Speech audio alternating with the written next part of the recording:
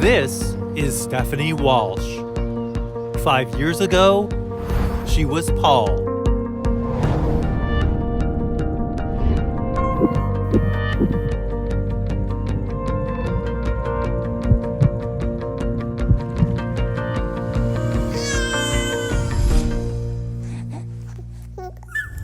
When I grew up, being transgendered was a sickness, it was a disorder, and it was something to be embarrassed about.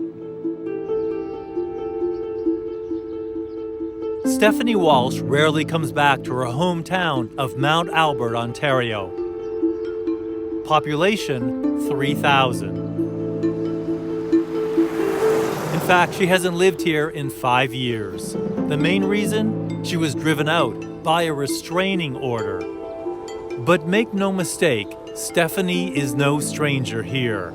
For nearly 50 years, everyone knew her as Paul. But what people didn't know was that Paul harbored a deep secret. A secret that only one person knew about, his wife.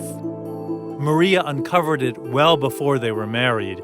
It was when they were dating as teenagers, 30 years ago. That's when she caught Paul with a Sears catalog. I was trans before we married. I was a trans parent for 23 years. It floored me, it scared me, because I didn't know how to not be trans.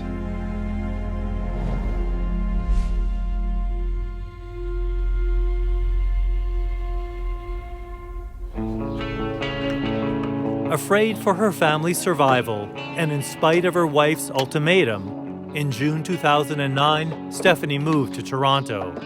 She was determined to live as a woman. That same year, she started her transition.